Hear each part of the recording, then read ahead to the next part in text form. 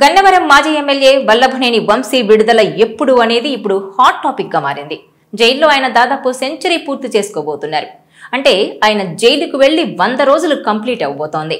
తాజాగా మళ్లీ వంశీకి కోర్టు 14 రోజుల రిమాండ్ విధించింది. నకిలీ ఇళ్ల పట్టాల పంపిణీ చేసిన కేసులో నూజివీడు కోర్టులో ఆయన్ను పోలీసులు ప్రవేశపెట్టారు.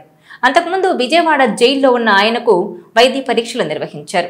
ఆ తర్వాత కోర్టుకు తీసుకొచ్చి కోర్టులో ప్రవేశపెట్టారు. ఈ కేసును పరిశీలించిన ధర్మాసనం వంశీతో పాటు ఆయన అనుచరుడు మోహన రంగారావుకు ఈ నెల 29 వరకు రిమాండ్ విధించింది. అంతేకాదు పోలీసుల పీటీ వారెంట్ కూడా అనుమతించింది. గన్నవరం టీడీపీ కార్యాలయం దాడి కేసులో ప్రస్తుతం ఆయన రిమాండ్ ఖైదీగా ఉన్నారు. సత్యవర్ధన్ కేసులో ఆయనకు బెయిల్ వచ్చింది, కానీ జైల్లోనే ఉన్నారు.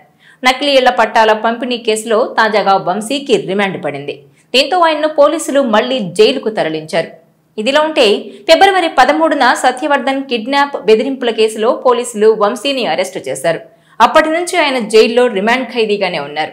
అయితే మరికొన్నాళ్లు జైల్లోనే ఉండే పరిస్థితులు కనిపిస్తున్నాయి.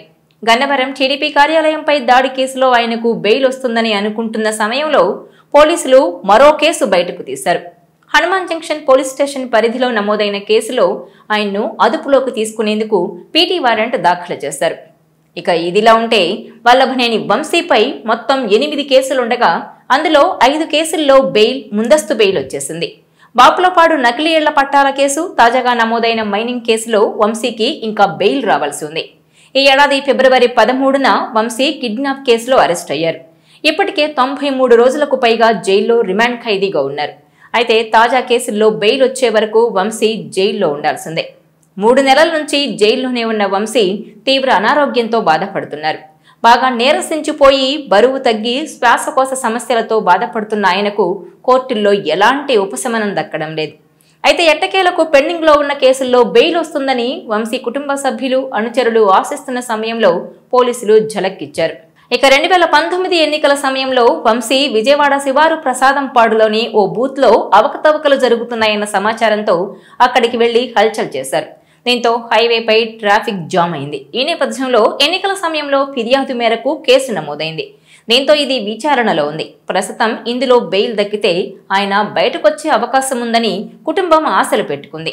కానీ ఇంతలోనే మరో కేసు తెర మీదకొచ్చింది. అది కూడా కోర్టు ఆదేశాల మేరకు పోలీసులు కేసు నమోదు చేశారు. వైసీపీ హయాంలో నకిలీ ఇళ్ల పట్టాల పంపిణీ కేసులో వంశీపై పీటీ వారెంట్ నమోదు చేసేందుకు నూజివీడు కోర్టు అనుమతిచ్చింది. కేసు నమోదు చేసి విచారణ చేయడంతో పాటు ఈ నెల 19 లోపు వంశీని ఈ కేసులో హాజరుపరచాలని కోర్టు ఆదేశించింది. దీంతో వంశీ ఎన్నికల కేసు నుంచి బెయిల్ పొందిన నకిలీ ఇళ్ల పట్టాల కేసులో ఈ నెల 29 వరకు రిమాండ్ విధించడంతో అప్పటి వరకు ఆయన జైల్లోనే ఉండనున్నారు. ఈ వీడియో మీకు నచ్చినట్లయితే please share, like and subscribe R24 Telugu.